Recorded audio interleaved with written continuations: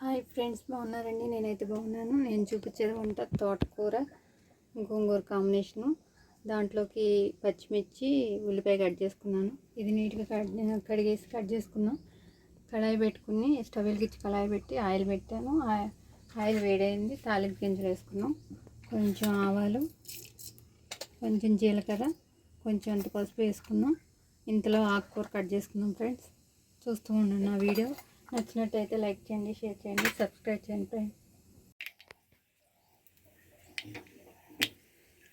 Friends, తాలింపు గింజలు కాల్ని ఇప్పుడు ఉల్లిపాయలు మిక్స్ చేసుకున్నాం.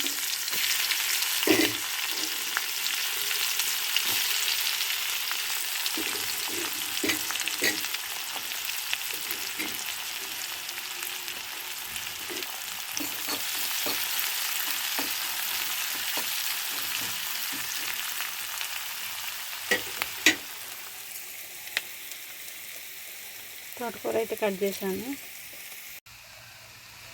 చూడండి ఫ్రెండ్స్, తోటకూర అయితే ఇలా మగ్గింది. ఇప్పుడు దీంట్లోకి మనం కట్ చేసి పెట్టుకున్నాం కదా, గోంగూర వేసుకున్నాం. 4 వెల్లుల్లిపాయలు కూడా చితగొట్టేస్తున్నాను. ఈ కూర అయితే చాలా బాగుంటుంది. ఎప్పుడైనా తోటకూర ఇలా మగ్గినాకే గోంగూర వేసుకోవాలని, లేదంటే తోటకూర ఉడకదు. ఉడకపోతే బాగోదు మనకు తినడానికి. ఇప్పుడు ఈ గోంగూర వేసుకుని ఒక 2 నిమిషాలు మనం కలిపి మగ్గనిద్దాం. అప్పుడు మళ్ళీ చూద్దాం. ఫ్రెండ్స్, కూర అయితే చాలా బాగుంటుంది. మీరు కూడా ఒకసారి ట్రై చేయండి.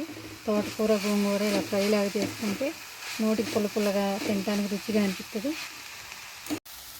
చూడండి ఫ్రెండ్స్, ఉల్లిపాయ అయితే వేగిపోయింది. ఇప్పుడు నేను తోటకూర వేస్తున్నాను. తోటకూర అంతా కట్ చేసుకుని చక్కగా దీంట్లో వేసేసుకున్నాం. ఇది కాసేపు మగ్గాలండి. తోటకూర మగ్గినాక తర్వాత మనం గోంగూర కట్ చేద్దాం.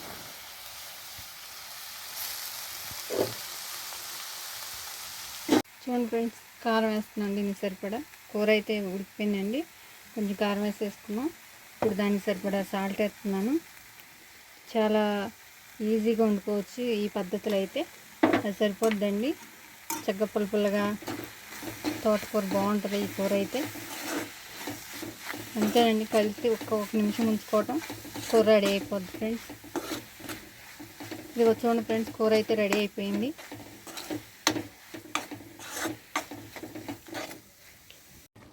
ఇదిగో ఫ్రెండ్స్, కూర అయితే రెడీ అయిపోయింది. ఒకసారి ఉప్పు కారం చూద్దాం మనం. ఉప్పు కారం సరిపోయిందా లేదు చూస్తున్నాను. కరెక్ట్గా సరిపోయింది ఫ్రెండ్స్. చక్కగా ఉంది కూర అయితే. పుల్లగా కూర కారంగా లైట్గా సరిపోయింది ఉప్పు కారం. ఇప్పుడు దీన్ని స్టవ్ ఆపేసాను. ఇప్పుడు కూర బౌల్లో తీసుకున్నాం, గిన్నెలో తీస్తున్నాను. చూడండి, కూర అయితే ఇలా ఉంటుంది. ముందు తోటకూర ఉడికినాక ఎప్పుడైనా గోంగూర వేసుకోండి. ముందు మట్టుకు వేయొద్దండి. రెండు కలిసినాయి అంటే తోటకూర ఉడకదు. అందుకని చెప్పేసి తోటకూర మగ్గిపోయిన తర్వాతే గోంగూర వేసుకుని ఈ రెండు కలిసి మగ్గిన తర్వాత ఉప్పు కారం వేసుకోవాలి. అప్పుడు కూర టేస్ట్ బాగుంటుంది. మంచి స్మెల్ వస్తుందండి కూర అయితే. తోటకూర తినని పిల్లలకి, పెద్దోళ్ళైనా ఇలా చేసి పెట్టండి. పుల్లగా నోటికి రుచిగా అనిపిస్తుంది వాళ్ళు తింటుంటే. ఇదిగో ఫ్రెండ్స్, కూర అయితే రెడీ అయిపోయింది.